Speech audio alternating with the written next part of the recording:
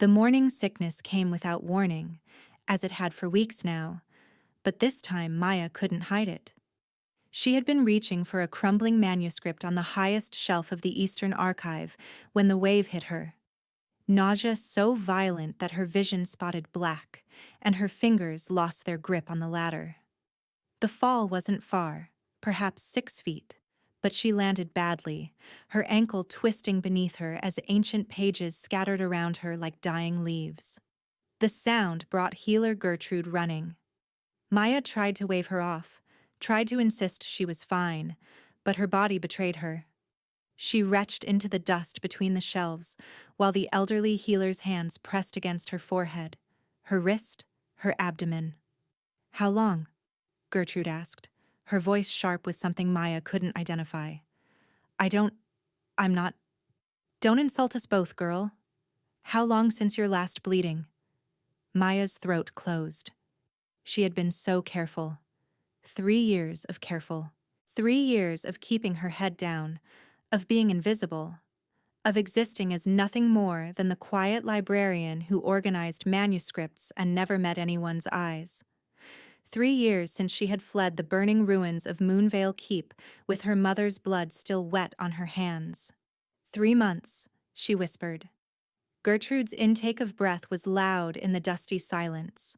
Her weathered hands pushed up Maya's sleeve, and Maya knew, she knew, what the healer was looking for even before those fingers found the crescent birthmark curved along her inner wrist. The mark she had kept hidden beneath long sleeves in careful positioning. The mark that had meant death for her mother, her father, her 3 brothers. The mark that proclaimed her the last daughter of the Moonvale dynasty. "Goddess preserve us," Gertrude breathed. Maya scrambled backward, her injured ankle screaming in protest. "Please, please, you can't tell anyone. I'm no one, I swear it. I'm just a librarian. I don't want any throne. I don't want..." But Gertrude was already at the archive door, her aged legs moving faster than Maya would have believed possible. The guards came within the hour. They didn't listen to her protests. They didn't care about her tears or her pleas, or the way she begged them to just let her disappear. 2 of them dragged her through the palace corridors while servants pressed against the walls, their eyes wide with curiosity and fear. "Moonvale witch," one guard spat. "Should have known. Always something off about you." "I'm not... I never..." "Save it for the tribute council." The word tribute sent ice through Maya's veins. She had heard whispers of it in the library, how the Dusk Hollow Pack had been sending offerings to appease the Alpha King they had wronged in the border wars. Gold, weapons, territory. And sometimes, when the offense was great enough, people. Political pawns to be used or discarded at the king's pleasure. Lord Dusk Hollow himself was waiting in the council chamber, his silver hair immaculate and his smile cold as winter stone. He looked at Maya like she was a prize horse at auction. "Well," he said, circling her slowly, "the last Moonvale heir, hiding in our library all this time. What a gift she'll make." "My lord, please." "Did I give you permission to speak?" His backhand caught her across the mouth, splitting her lip against her teeth. Maya tasted copper and swallowed her cry.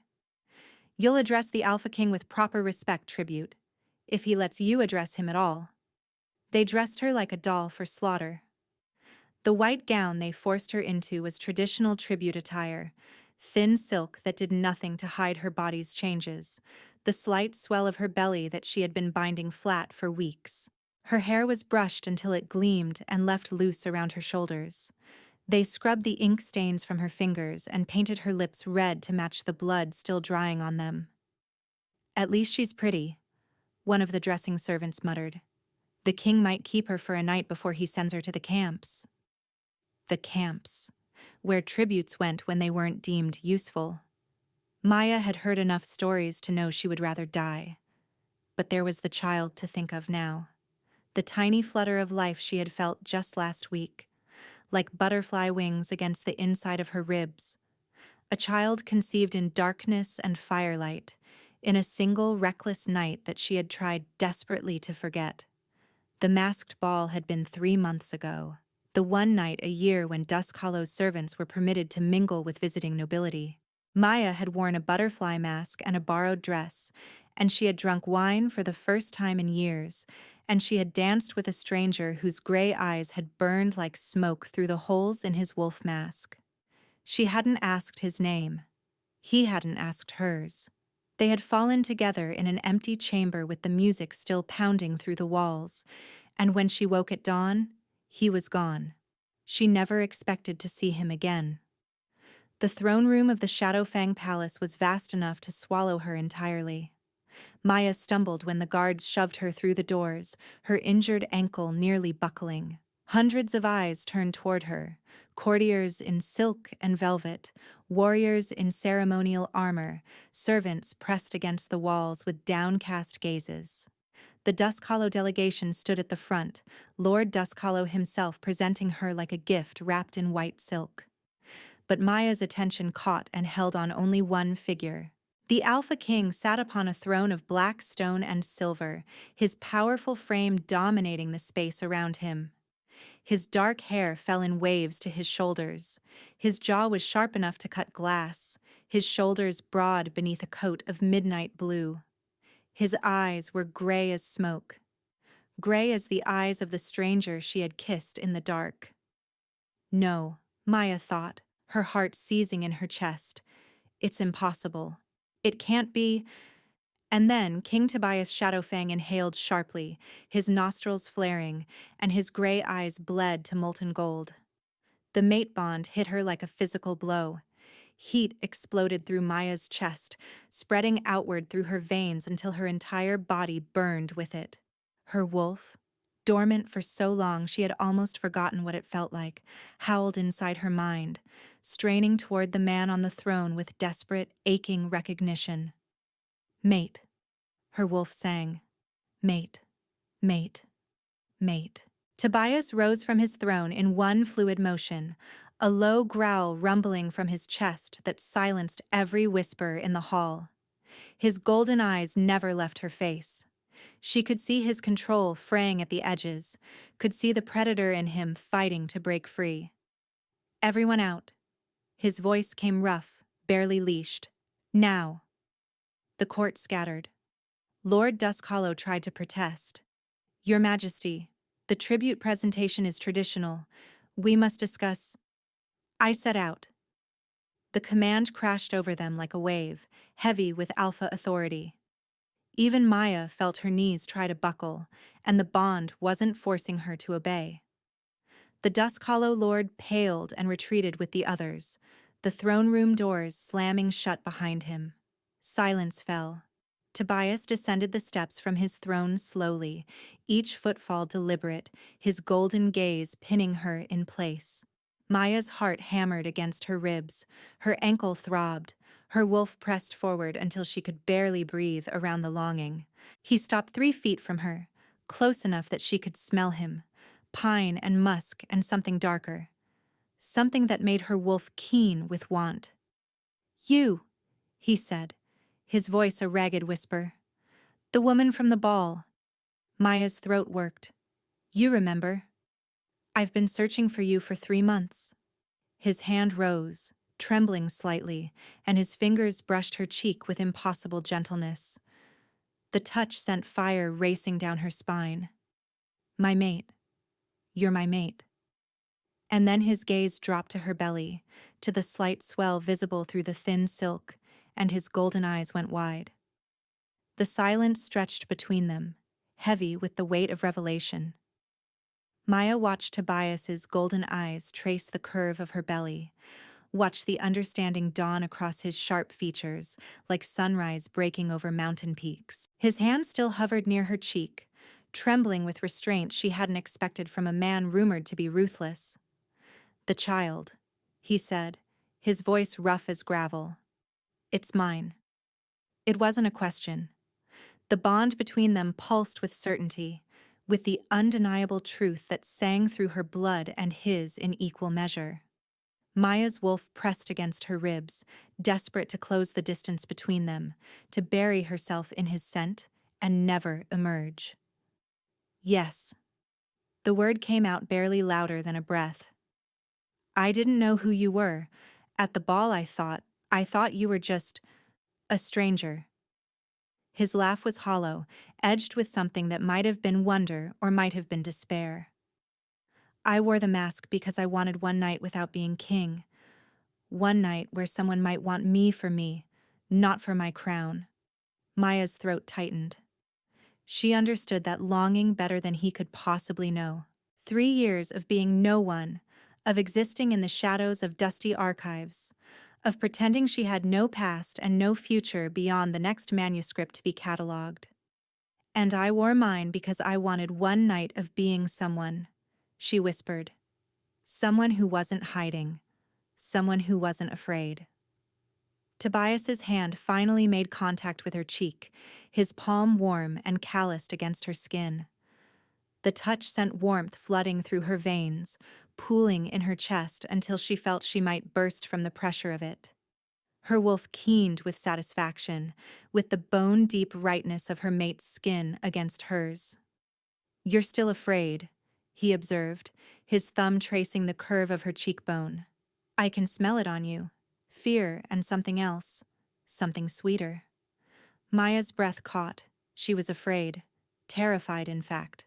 This man could destroy her with a word, could send her to the camps Lord Duskhollow had threatened, could take her child and cast her aside like the tribute she'd been presented as. The moonveil mark on her wrist burned like a brand, reminding her of everything she'd lost, everyone who had died because of the blood in her veins.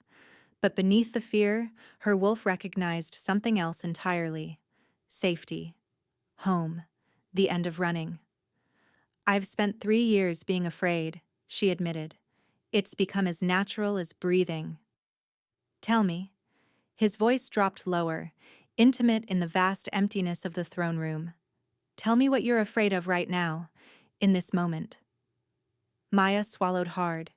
His golden eyes held hers, patient and burning, and she felt the bond between them hum with his genuine desire to understand. No one had asked her that question in 3 years. No one had cared enough to want the answer.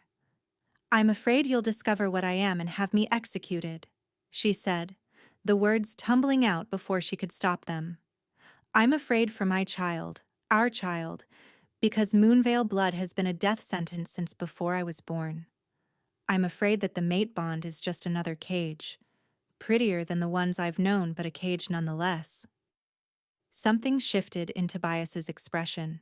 The predator retreated slightly, replaced by something softer, something almost wounded. You think I would harm you? He asked quietly. Harm our child? I don't know you. Maya forced herself to hold his gaze despite the instinct screaming at her to submit, to bare her throat, and accept whatever fate he decreed. The stories I've heard are stories told by my enemies to make lesser wolves fear me. His hand slid from her cheek to her chin, tilting her face up with impossible gentleness. I am ruthless, little mate. I am brutal when I need to be, but I have never once harmed someone who didn't deserve it. The certainty in his voice wrapped around her like a cloak. Her wolf settled slightly, soothed by the truth she could feel resonating through the bond. He believed what he was saying. More than that, he meant it. The Moonveil dynasty, she began, was destroyed by cowards who feared what they couldn't control. Tobias's jaw tightened, amber bleeding deeper into the gold of his eyes. I had no part in that massacre, Maya. I was barely 20 when it happened, still fighting my father for the right to rule my own pack. Maya blinked at the use of her name. She hadn't given it to him. Not at the ball. Not now.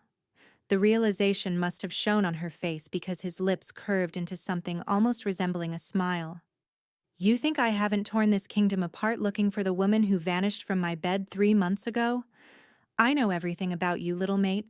Maya Starfall, last daughter of the Moonveil dynasty, librarian at the Duskhollow Palace for 3 years. Quiet. Careful. So careful that no one thought to look twice at the woman who cataloged their manuscripts. Her knees threatened to buckle. He'd known. All this time, he'd been searching for her. And he'd known. Why? The question came out ragged. If you knew what I was, why search for me at all? Tobias stepped closer, close enough that she could feel the heat radiating from his powerful frame, could count the individual lashes framing those burning golden eyes.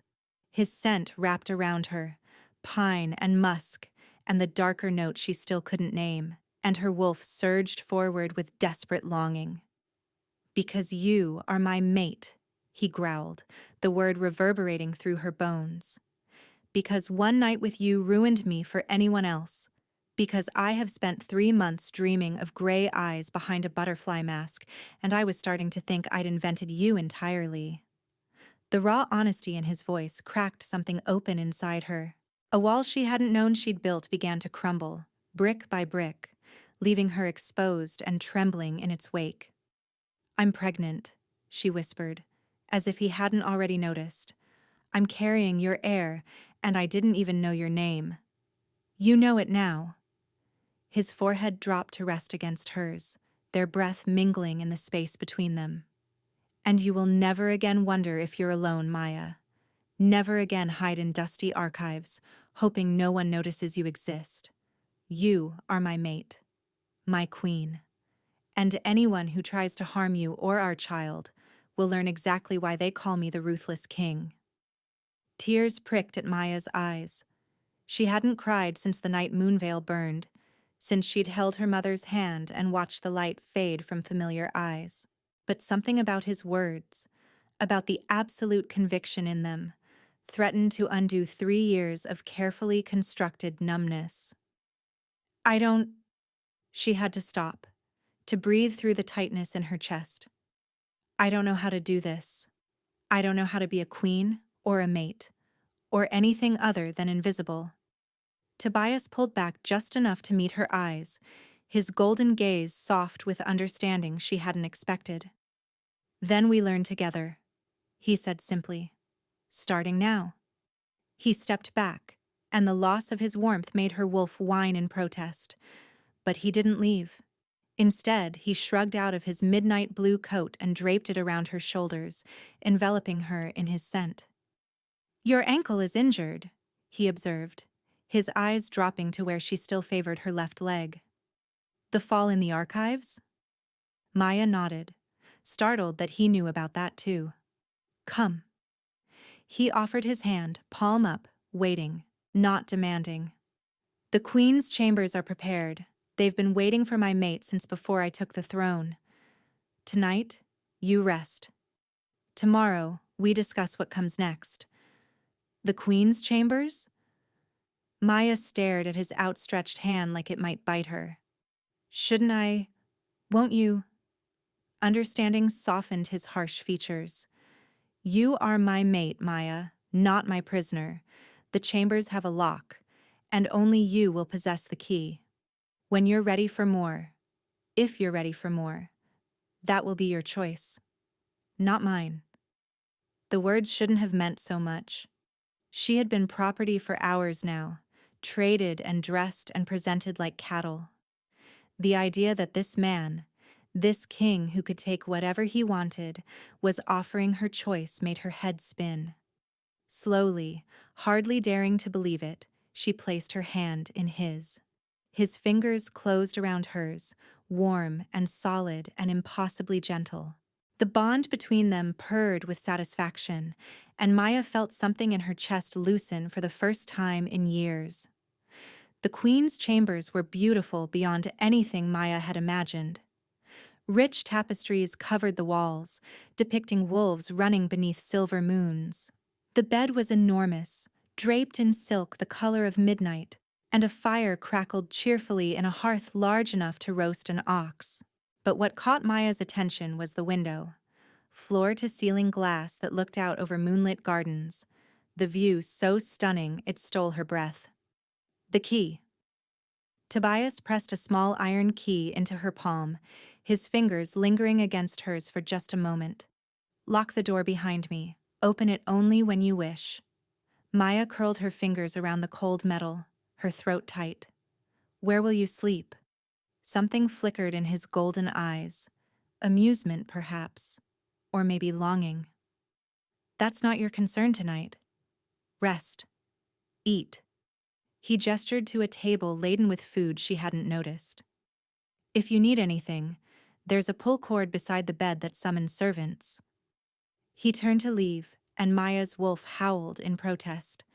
She bit down on the urge to call him back, to beg him to stay. She barely knew this man. The bond was playing tricks with her instincts, making her crave things she shouldn't want from a stranger. But as the door closed behind him, the room felt suddenly empty in a way that had nothing to do with its size. Maya locked the door with trembling fingers.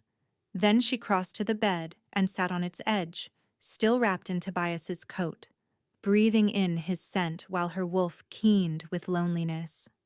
Sleep came eventually, dragging her under despite her racing thoughts. She woke to pale dawn light streaming through the window, her body stiff and her ankle throbbing. For a moment she couldn't remember where she was. The silk sheets were too soft, the room too warm, the scent surrounding her too. Tobias. Maya sat up sharply, her heart pounding. The events of yesterday crashed back over her in waves. The fall in the archive. The discovery of her pregnancy. Her birthmark. Being dragged before the court as tribute. Meeting the Alpha King's eyes and feeling the mate bond explode through her like wildfire. The door. She had locked the door last night, but some instinct drew her toward it now. Her wolf was restless, pacing inside her mind, fixated on something she couldn't quite identify. A presence. A warmth. Maya unlocked the door and pulled it open, and found a massive black wolf lying across her threshold, his great head rising at the sound of her movement. Golden eyes met hers. Tobias. He'd stayed. All night he'd stayed outside her door in wolf form, guarding her while she slept. The ruthless Alpha King, reduced to a protector at her threshold, watching her with patient longing as dawn painted the corridor in shades of rose and gold. You didn't have to... Her voice cracked. You have a whole palace. You could have slept anywhere. The wolf's ears flicked forward. Then, before her eyes, he shifted, bones cracking and reforming, fur melting into skin until Tobias crouched before her in human form, magnificently nude and entirely unconcerned about it. I told you, he said, his voice rough with sleep. You're my mate. Where else would I be?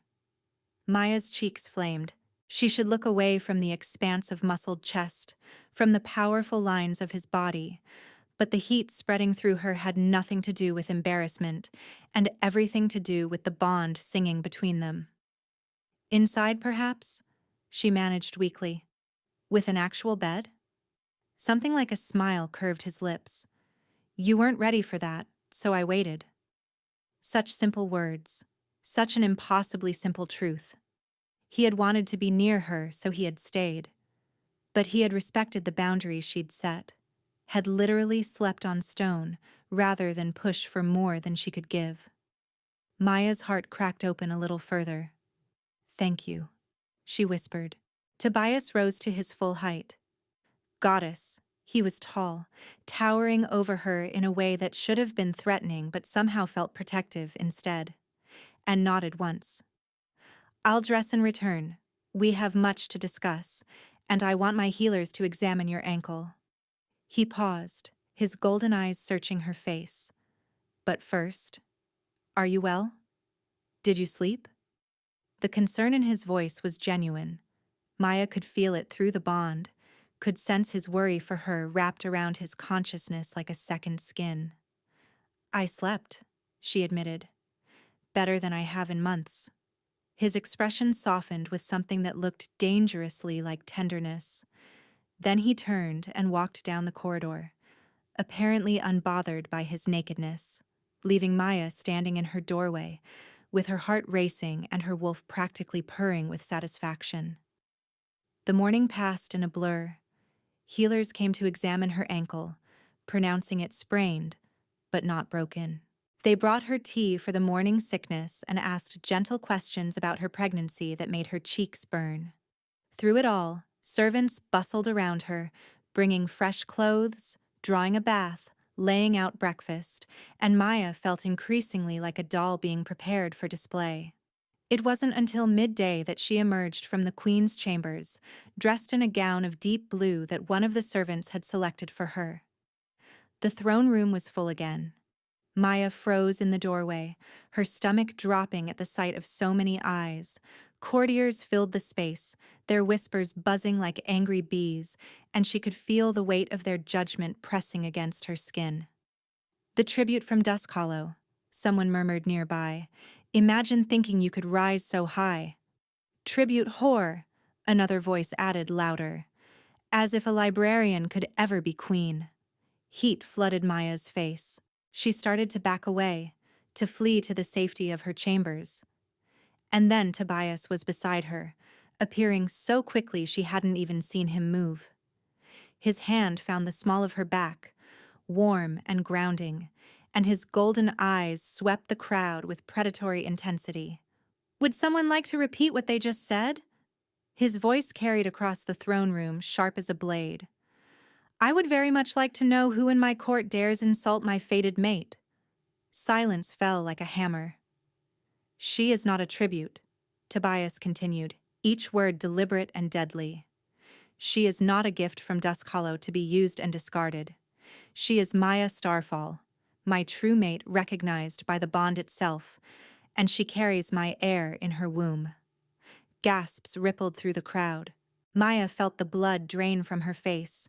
He was announcing it to everyone, making it official, making her official. Furthermore, Tobias's gaze landed on a cluster of nobles near the front, and Maya saw two of them flinch. "Lord Vance, Lady Sereth, you spoke the words tribute whore within earshot of your future queen.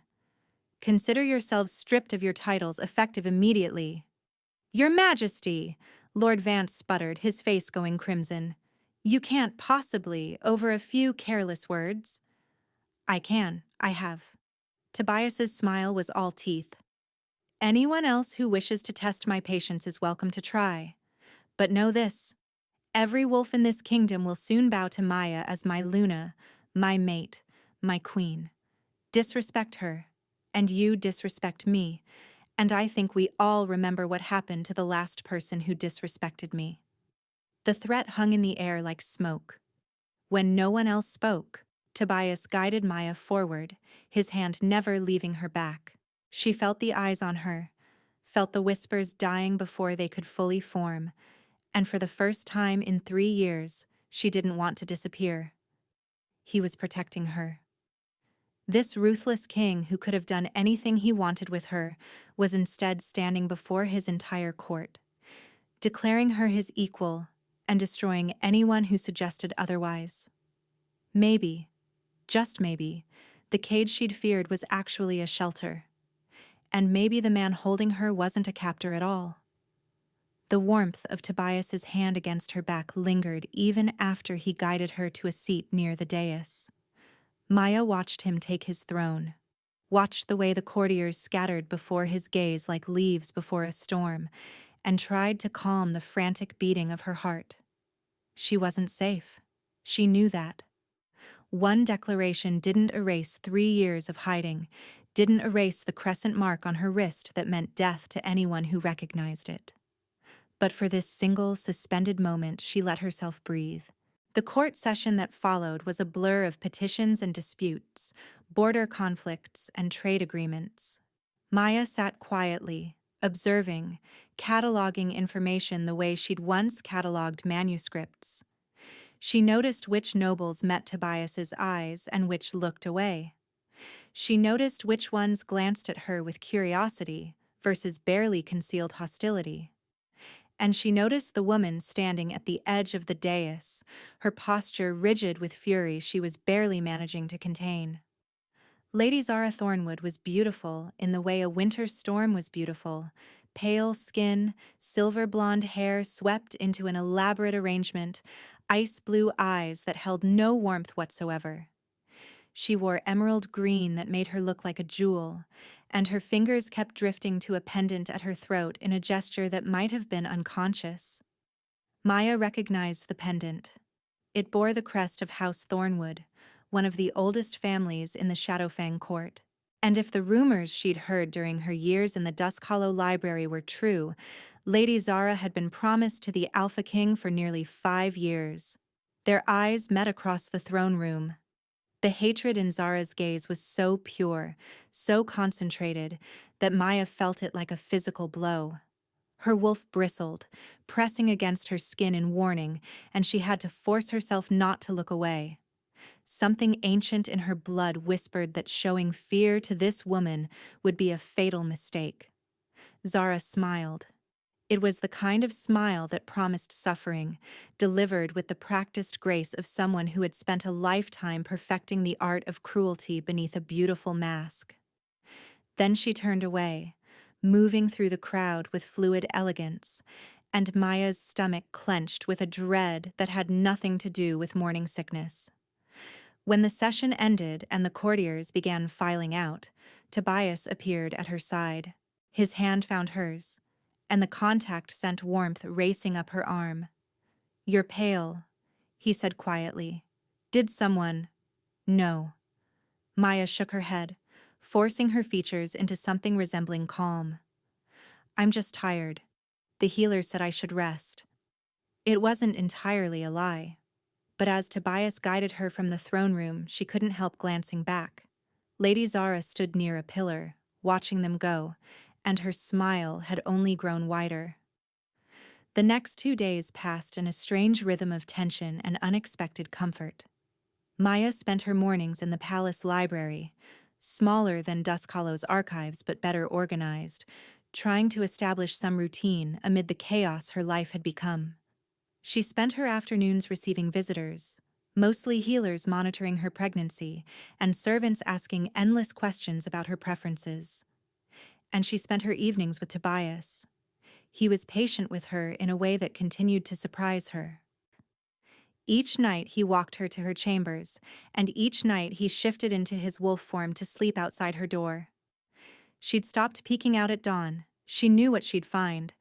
But something in her chest loosened a little more with each passing night, something that had been wound tight for 3 years, slowly beginning to unravel. On the 3rd evening, Tobias found her in the library. She was curled in a window seat, a book about Shadowfang genealogy open in her lap, and she didn't realize she wasn't alone until his shadow fell across the page. "Light reading?" he asked, amusement coloring his voice. Maya looked up to find him watching her with those golden eyes, and her breath caught the way it always did when he looked at her like that. Like she was something precious, something worth guarding. "Research," she admitted. "I've spent 3 years cataloging history. It's strange being part of it now." Tobias settled onto the window seat across from her, his long legs stretched out, his powerful frame making the space feel smaller. The setting sun painted him in shades of amber and gold, softening the sharp lines of his face. "What have you learned?" "That your great-grandmother was a force of nature, that your father was more interested in conquest than governance, and that you—" She paused, considering her words. "You've spent most of your reign trying to undo the damage he caused." Something flickered in his expression. Surprise, perhaps, at being so accurately read. "You gathered all that from genealogy records? And trade agreements? Border negotiations? Tax reforms?" Maya shrugged. "Documents tell stories too, if you know how to read them." "What else do the documents tell you?" The question was quiet, weighted with something she couldn't quite name. Maya closed the book, setting it aside, and met his gaze directly. "That you've never taken a Luna. That Lady Zara Thornwood has been your intended for 5 years, though the mating was never formalized. That half the court expected the announcement any day, and the other half whispered that you would never mate at all." She paused. She hates me, Tobias. I could feel it across the throne room. His expression darkened. Zara is not your concern. She's absolutely my concern. She looked at me like she was planning my funeral. Then she'll find herself planning her own exile. The words came out rough, protective in a way that made Maya's wolf settle with satisfaction. I never promised her anything. Our fathers discussed an arrangement when we were children. Nothing more. She built an entire future on foundations that were never mine to give. She doesn't see it that way. She'll learn. He leaned forward, his elbows braced on his knees, his golden eyes intent on her face. No one will hurt you, Maya. Not while I breathe. The vow sent warmth flooding through her, and she found herself reaching out before she could stop herself. Her fingers brushed his cheek, feeling the roughness of stubble, the warmth of his skin. He went utterly still beneath her touch. You barely know me, she whispered. I know you, he said quietly, his voice rough. I've known you since the moment you took my hand at that ball, since you laughed at something I said, and the sound of it went straight through me. I've known you since you looked at me with those gray eyes and didn't flinch from what you saw in mine. Her throat tightened. I was wearing a mask. So was I. His hand came up to cover hers, pressing her palm against his cheek. And I still knew. Even before the bond recognized you, something in me recognized you. The words cracked something open in her chest. She thought of her mother's face, blood-streaked and fading. She thought of 3 years of hiding, of loneliness, of making herself small so no one would see her. She thought of the night of the ball, of firelight and laughter and a stranger's arms. I was so alone, she heard herself say. For so long I was so alone. You're not anymore. The simple truth of it undid her. Tears spilled down her cheeks before she could stop them, and then Tobias was gathering her against his chest, his arms wrapping around her with infinite gentleness. She buried her face against his shoulder and let herself cry, for her mother, for her father, for the brothers she'd never see again, for the girl she'd been before the fire. He held her through all of it, his hand stroking her hair, his voice murmuring words she couldn't quite make out but felt somewhere deep in her bones. When the tears finally slowed, she didn't pull away. She stayed pressed against him, listening to the steady beat of his heart, feeling the warmth of his body against hers. I'm sorry, she whispered against his shoulder. Don't. His arms tightened around her. Don't ever apologize for this. They stayed like that as the sun finished setting, as shadows gathered in the corners of the library, as the world outside the window faded to darkness. And when Tobias finally walked her to her chambers, his hand warm against her back, Maya didn't close the door in his face. She invited him inside. They talked until the moon rose high. He told her about his father's cruelty, about the weight of a crown he'd never wanted, about the loneliness of being feared by everyone around him. She told him about cataloging manuscripts by candlelight, about the way books had become her only friends, about the nightmares that still woke her screaming. By the time he left, pressing a kiss to her forehead with devastating tenderness, Maya knew she was falling. The poisoning happened 3 days later. Maya had developed a routine with morning tea, a specific blend the palace healers had prepared for her pregnancy, meant to settle her stomach and strengthen the child growing inside her. She drank it each morning in the queen's chambers, usually alone, while reviewing correspondence the servants had left for her. She didn't think anything of the slightly bitter taste that morning. The healers had mentioned they were adding new herbs, something about additional protection for the baby. She drank the entire cup and went about her day. The cramping started mid-morning. Maya was in the library when the first wave hit, a sharp pain that made her gasp and double over. Her hand went instinctively to her stomach, her heart pounding with sudden terror, and she felt something wet between her legs. No, no, no, no. Another cramp, worse than the first, and Maya stumbled against a bookshelf. Her vision blurred. Her legs wouldn't hold her. She heard herself crying out, heard running footsteps, and then arms were catching her as she fell. "Get the king!" someone shouted. "Now!" Maya's last coherent thought before darkness claimed her was of Zara Thornwood's smile. She woke to chaos. Tobias was beside her, his face ashen, his golden eyes wild with a terror she'd never seen in him before. Healers surrounded the bed, their hands moving with frantic purpose, and the air smelled of blood and herbs and fear. "The baby," Maya gasped, trying to sit up. "Tobias, the baby. Don't move." His voice cracked.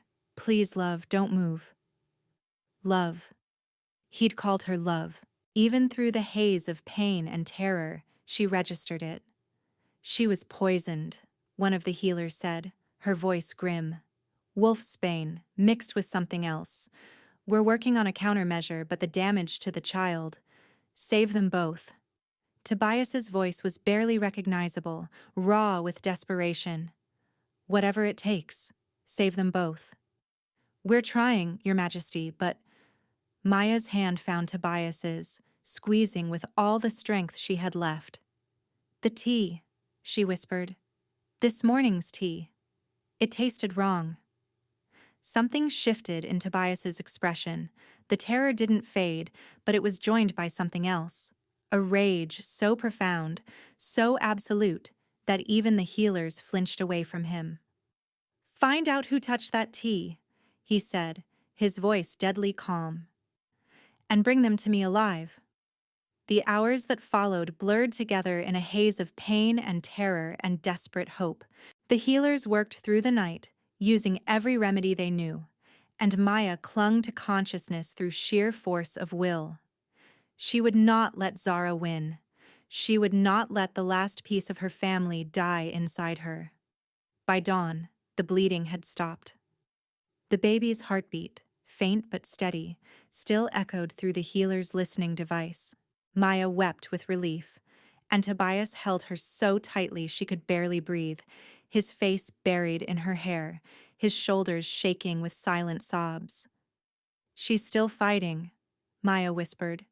"Our daughter is still fighting." "Daughter?" Tobias pulled back, his eyes searching her face.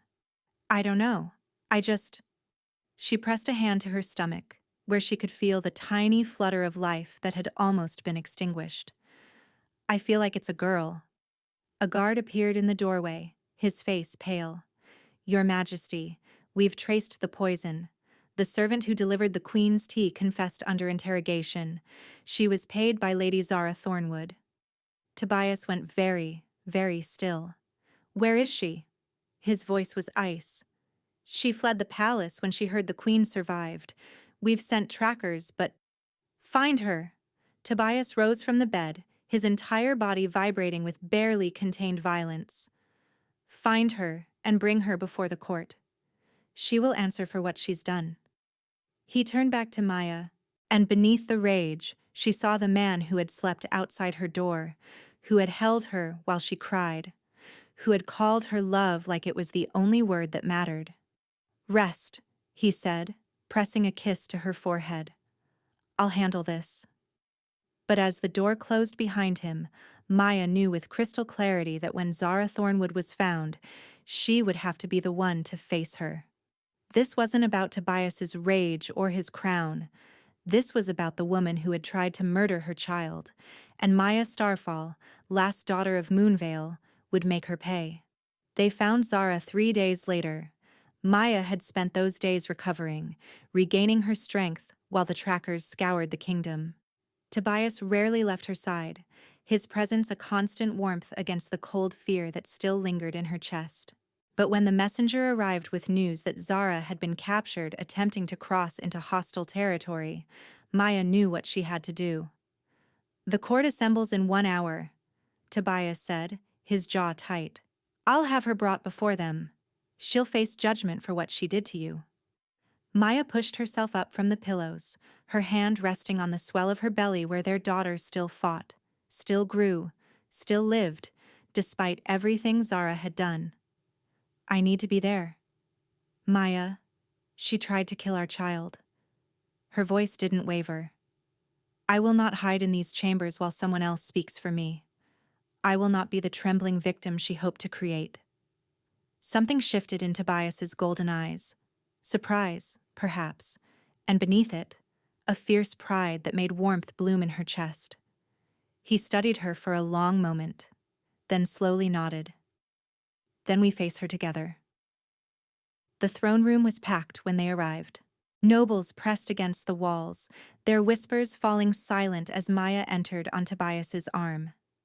She felt their stares like physical weight, felt the speculation and curiosity and judgment, but she kept her spine straight and her gaze forward. She would not be broken by whispers, not after everything she had survived. Zara stood in chains before the twin thrones, her once perfect appearance disheveled from days of flight. Her golden hair hung in tangles around her face, and her fine gown was torn and muddied.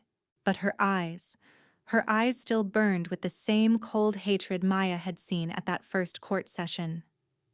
"The accused will hear the charges," the court herald announced. "Lady Zara Thornwood, you stand accused of attempted murder of the Queen and the royal heir. How do you answer?" Zara's laugh was sharp, ugly. "Queen? She's a tribute whore playing at royalty, a Moonvale witch who seduced the king with her mark and her tricks." Her gaze found Maya, and the hatred in it was absolute. "You think you've won? You think bearing his bastard makes you worthy of the crown I was promised?" Tobias's growl shook the hall, his control fraying visibly. "You will address your queen with respect, or you will lose your tongue before you lose your head." "My queen?" Zara spat. 5 years. 5 years I waited for you, played the perfect intended, smiled and simpered and did everything expected of me. And you throw it all away for her? A librarian? A refugee hiding from her own bloodline? Maya felt Tobias coiling beside her, felt the violence building in him like a gathering storm. In another moment he would tear Zara apart with his bare hands, and while part of Maya wanted to let him, wanted to watch the woman who had tried to murder her daughter suffer, she knew this wasn't the answer. This wasn't the queen she wanted to become. "Wait." Maya's voice cut through the tension, and she felt the entire court's attention swing toward her. "I will speak." Tobias turned to her, his golden eyes searching her face. Whatever he saw there made him step back, giving her the floor. Maya descended from the throne dais, her steps steady despite her still healing body. She stopped 3 feet from Zara, close enough to see the way the other woman's confidence flickered.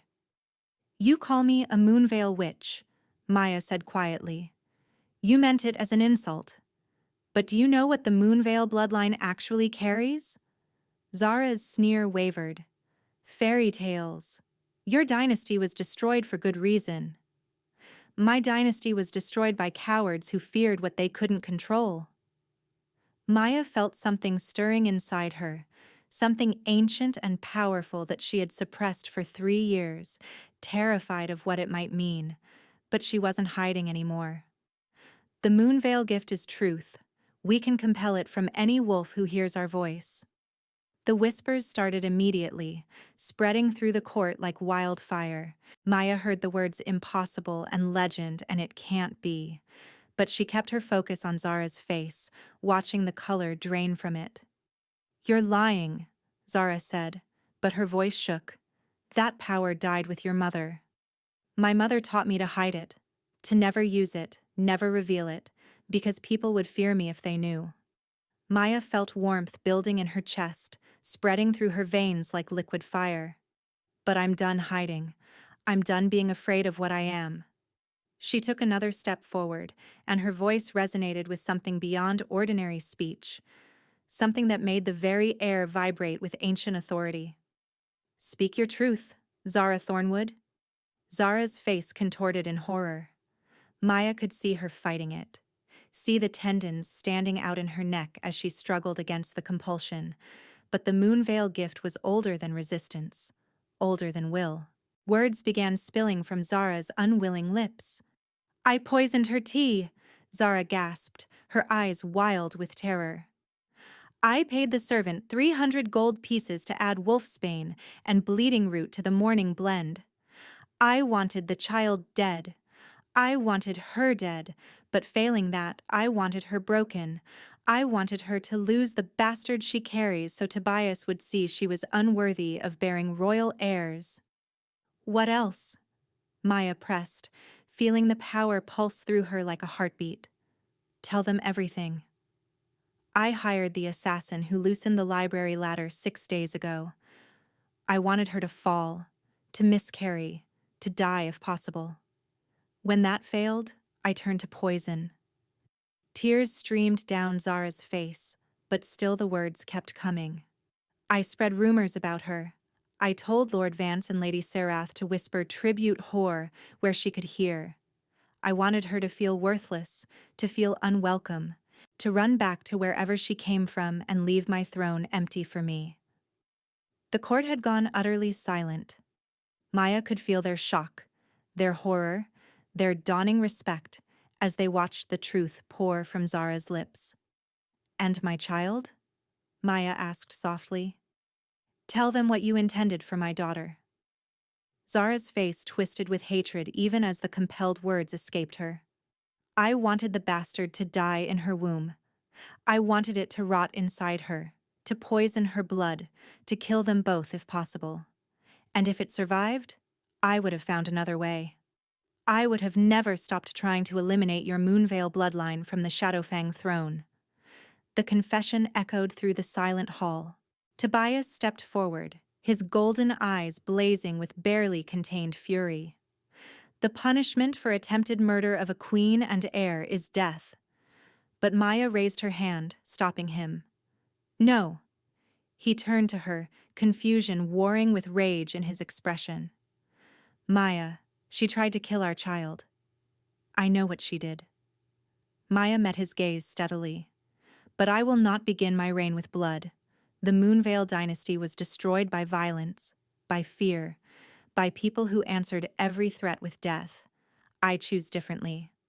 She turned back to Zara, who was staring at her with something between terror and disbelief. "Exile to the wastes," Maya said, her voice carrying throughout the hall. "Stripped of title, stripped of lands, stripped of name. You will live the rest of your days in the wilderness beyond our borders, with nothing but the memory of what you threw away." Zara's face went white. "The wastes? That's worse than death. There's nothing out there, no pack, no shelter, no status." Maya finished quietly. "No power, no one to manipulate or scheme against, just you, alone, with the truth of what you are." "She's a Moonveil witch!" Zara screamed as guards moved forward to take her. "She'll destroy you all. She'll use that power to control everyone, to bend the court to her will, to—" "I am Moonveil." Maya's voice cut through the hysteria with calm certainty. "And I choose to build, not destroy."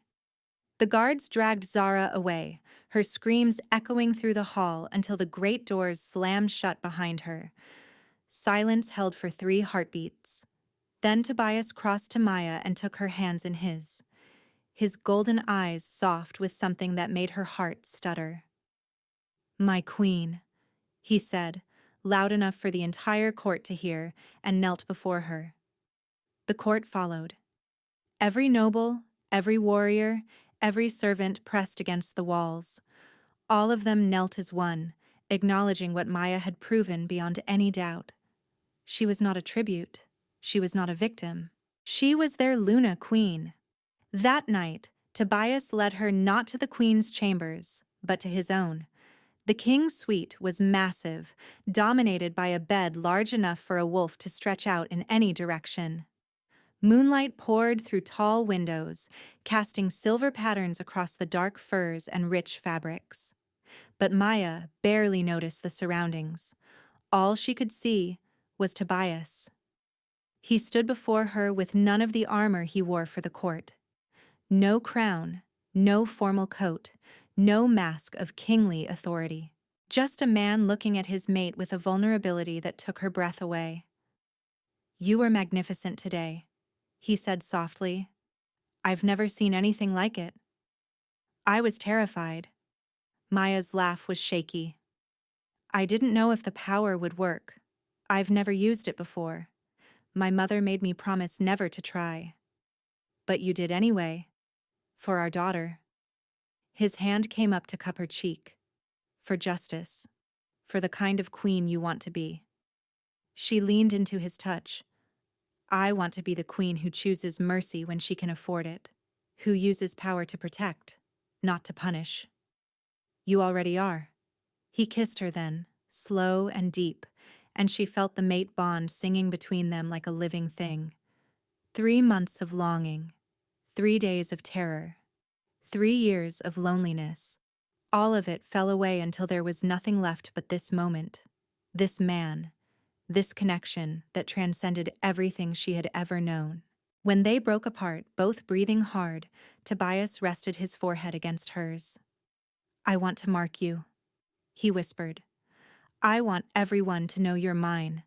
Want them to see my claim on your skin and know that you are loved, that you are protected, that anyone who touches you will answer to me." Heat flooded through Maya's veins. "Yes. Are you certain? Once the mark is made?" "I've been certain since the night of the ball." She pulled back enough to meet his eyes. "I've been certain since you slept outside my door in wolf form, since you held me while I cried about my mother, since you called me love and meant it." Something raw and desperate flickered across his face. "Maya, mark me." She tilted her head, baring the curve of her neck where it met her shoulder. "Make me yours." Tobias made a sound low in his throat, half growl, half groan, and his hands came up to cradle her face with trembling gentleness. She felt his control fraying, felt the predator in him straining toward the surface, but beneath it all was such tenderness, such reverence, that her eyes burned with sudden tears. "I need you to know," he said roughly, "that this isn't just claiming. This is promising. I'm promising to protect you, to cherish you, to stand beside you for the rest of our lives. I'm promising that you will never be alone again." "I know." She turned her head to press a kiss against his palm. "I promise the same." His breath shuddered out. Then his hand slid down to her shoulders, guiding her gently until she stood with her back to his chest, his warmth surrounding her. She felt his lips brush her ear. "I love you," he whispered. "I need you to know that before I know." Her voice broke on the words. "I love you too." His mouth found the junction of her neck and shoulder, tongue tracing the spot where her pulse hammered beneath her skin. Maya's knees went weak, and she would have fallen if not for his arms around her waist, holding her upright. When his teeth pierced her skin, the pain was sharp and bright. But it lasted only a moment. Pleasure flooded in to replace it, warmth spreading from the bite through her entire body until she was trembling, gasping, clinging to his arms as the mate bond roared open between them. She felt him, not just his presence, but his emotions, the fierce, protective love, the relief, the joy so profound it brought tears to his eyes.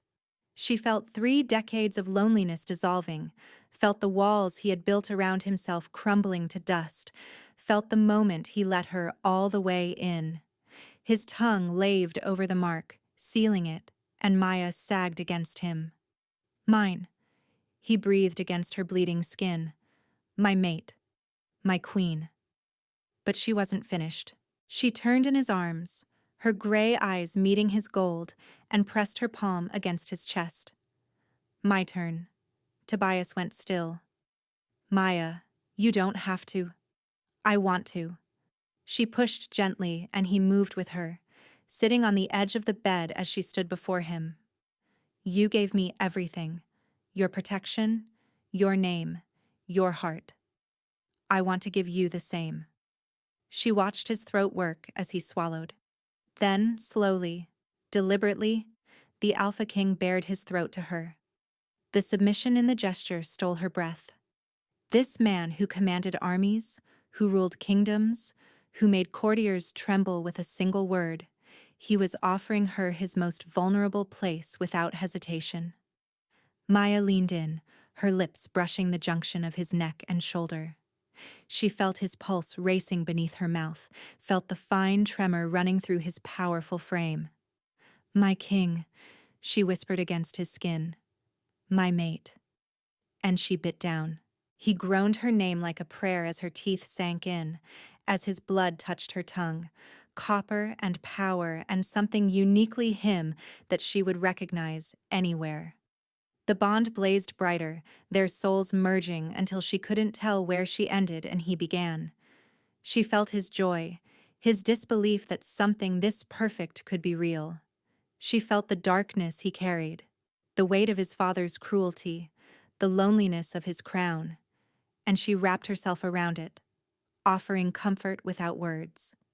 When she finally pulled back, licking the wound closed, Tobias was shaking.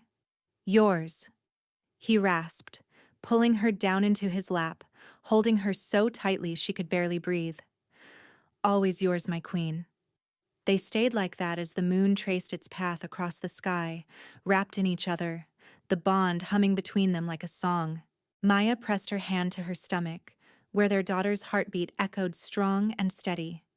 "We're going to be happy," she whispered. "All three of us." "All of us," Tobias agreed, his hand covering hers. The coronation took place 3 weeks later. Maya stood before the gathered court in a gown of silver and white, the moonveil crescent emblazoned on her bodice alongside the Shadowfang wolf. Tobias placed the crown on her head himself, a delicate circlet of silver that caught the light like starfire. "Luna Queen, Maya Shadowfang," he announced, his voice ringing through the hall. "Last daughter of Moonveil, mate of my heart, mother of my heir." The court erupted in cheers, and Maya let herself smile. Their daughter was born in early spring, when the snow was melting and the first flowers were pushing through the frozen ground. She had her father's gray eyes and her mother's crescent birthmark, curved along her tiny wrist like a promise. They named her Hope. The library where Maya had once hidden became the royal archive of Moonveil history, filled with manuscripts she had saved and protected during her years as a cataloger. She spent countless hours there with Hope in her arms, teaching her daughter about the grandmother and grandfather and uncles she would never meet. "They would have loved you," Maya whispered, touching the crescent on Hope's wrist. "They would have been so proud." At night, 2 wolves ran the palace grounds together.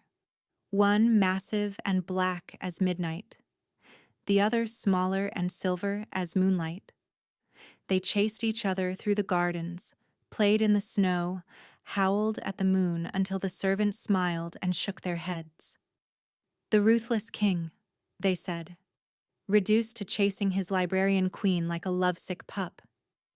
Maya didn't mind the whispers. She had spent 3 years hiding from them, but now she understood that whispers couldn't hurt her. Nothing could hurt her, not with Tobias at her side and Hope in her arms, and a kingdom that had learned to love her. One evening, Maya stood at the window of the queen's chambers, her chambers now, truly hers, and watched the sun set over the Shadowfang Mountains. Hope slept in her cradle, and Tobias's arms wrapped around Maya from behind, his chin resting on her head. "Are you happy?" he asked softly. Maya leaned back against his chest, feeling the mate bond warm and steady between them. She thought of the girl she had been 3 years ago, running from burning ruins with blood on her hands. She thought of the woman she had been 3 months ago, retching in the archives and terrified of discovery. And she thought of who she was now, Luna Queen, mate, mother, surrounded by love she had never expected to find. "Yes," she whispered, "I'm finally home." Tobias pressed a kiss to her hair, and Maya closed her eyes. She had lost so much. her parents, her brothers, her homeland. She had spent years afraid, hiding, making herself small so no one would see her. But in the end, she had found something greater than everything she had lost. She had found her mate, her purpose, her place in the world. She had found hope.